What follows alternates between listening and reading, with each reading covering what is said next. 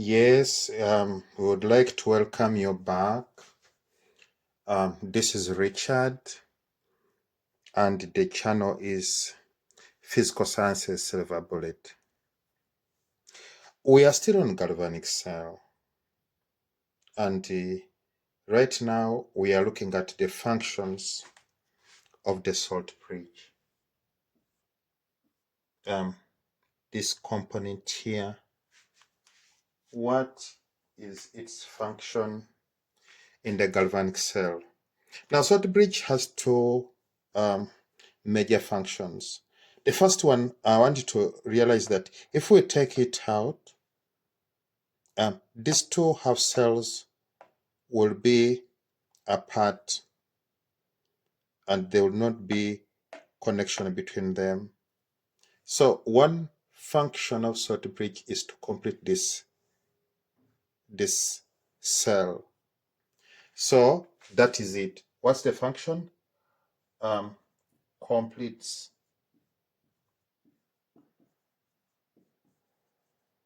the circuit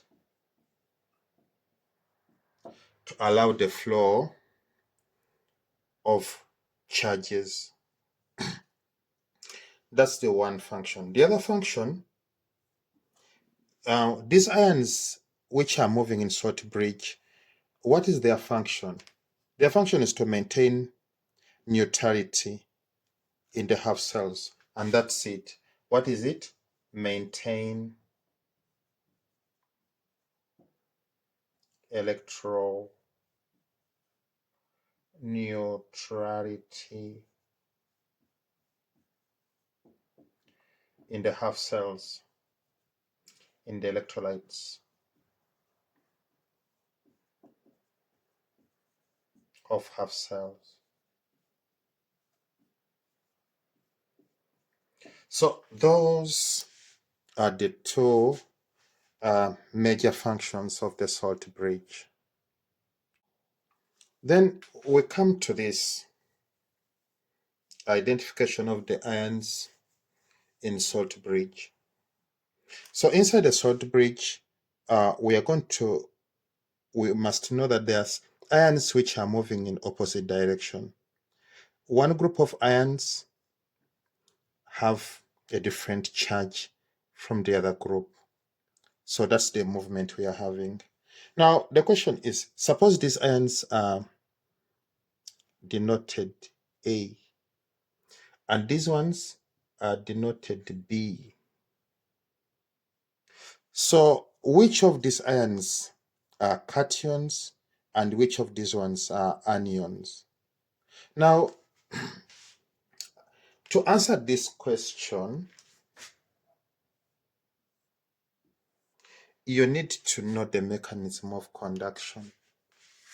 We apply it here. Remember we said that this half cell is cathode.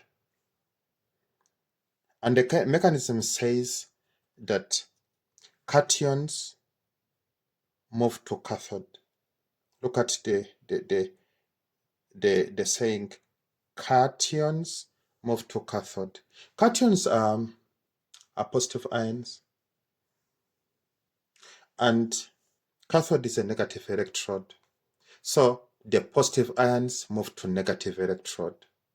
So in other words, if this is cathode, how do we categorize this ion B? B, because it is moving to cathode, it is the cation. And A, this A of ours here, because it is moving to the anode, it is the anions. That is it. So you have to remember that. Now we come under this subheading, the changes which influence the value of cell potential. So what are those changes which can affect the value of this figure we read from the voltmeter? That's what we call cell potential. Let's look at To answer this question, let us first look at the concentration. Changes in concentration.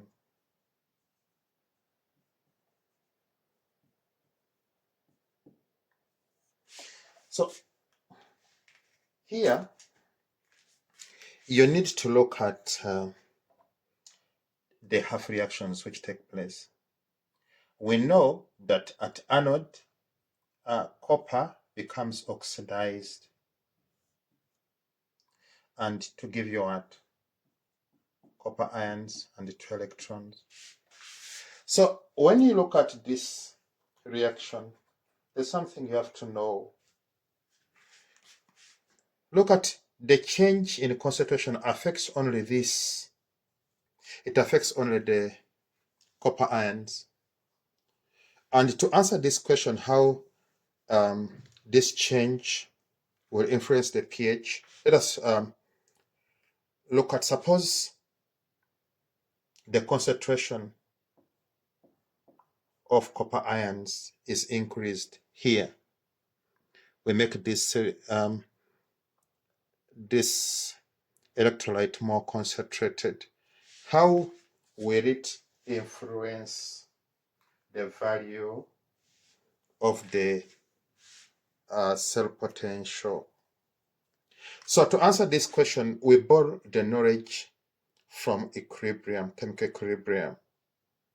And I want to let you know that any change which makes this reaction to go in the forward direction. Remember, this is slightly an equilibrium reaction. So any change which makes this reaction to go in the forward direction will increase the cell potential. And any change which makes this reaction to go in the reverse manner, it will decrease the cell potential. So let us look at here. Suppose I increase the concentration of the copper ions. What will happen? So according to the criteria, if you borrow that knowledge, increase in this concentration, which is now a product, it will favor reverse reaction. We'll look at this when we come to equilibrium. This is not the topic of this place. So, like we said, anything which favors reverse reaction decreases what? Decreases the cell potential. So here we can conclude and say that increase in concentration of copper to solution will decrease the cell potential.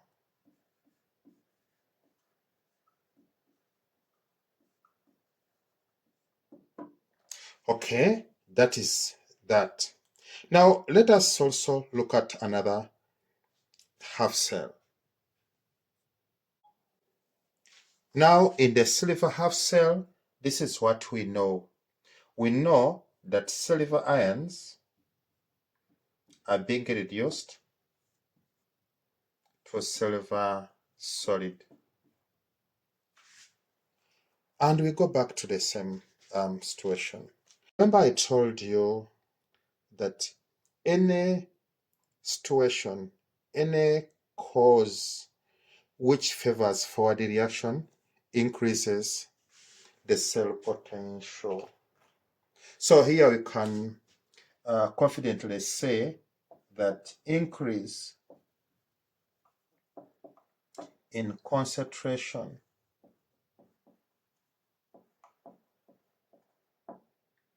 of silver ions increases the cell potential. So this information is important because you'll need it when you're answering a number of questions on galvanic. Now, this is also under the same spirit. Changes which influences the value of the cell potential. So now, in this case, suppose we add water to the electrolyte. So this case is in the same spirit as the changes in concentration. We need to remember that when you add water, what are you doing to the concentration? You are decreasing it. So in other words, it's the same question, but only that this time around, is the concentration is being decreased. Let us look at in the same spirit. What happens to the copper? Remember, copper is anode, so it undergoes what? It undergoes oxidation.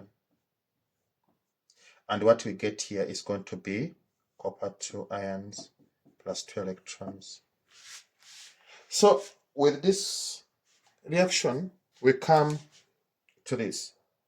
So suppose now we are decreasing the concentration of copper ions, because that's what addition of water does. Addition of water affects this concentration. Is that okay? So if it decreases it, what happens? So according to Lacetaria, remember I told you to answer this question, you have to borrow the knowledge of equilibrium, a topic which will be discussed thoroughly on this channel. So when you withdraw water, according to Lacetaria, the system does not want you to do that. So it intervenes by what? When you withdraw copper, the system does not want you to do that. Because remember, I need to emphasize this, that addition of water decreases concentration. So when the concentration of the copper ions decrease, the system reacts by forming more copper ions, and that is forward. Remember, what do we say? Any condition which promotes forward direction will increase cell potential. So what are you going to say? Addition of water, in bracket actually, we can say decrease in concentration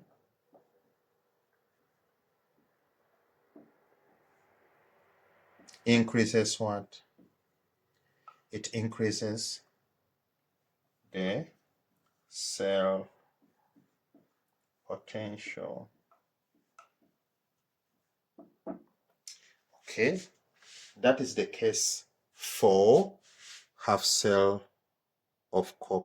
So lastly, in the same spirit, we look at addition of water to silver half cell. We have to remember that in the silver half cell, it is the reduction which took place there, where silver ions are being reduced to silver solid.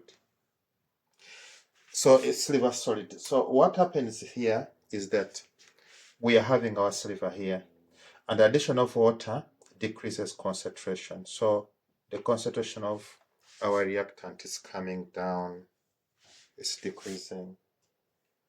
So like I told you, we borrowed the knowledge from Lacetaria. And what does Lacetaria say? That any disturbance you make to that equilibrium, it will be counteracted. So when it's addition of water is like you are withdrawing silver ions, and the reaction responds by forming silver ions, and that is a reverse reaction. I have to repeat what I've been telling you, that any situation, any condition which favors a reverse reaction will decrease cell potential. So here we can confidently say that the cell potential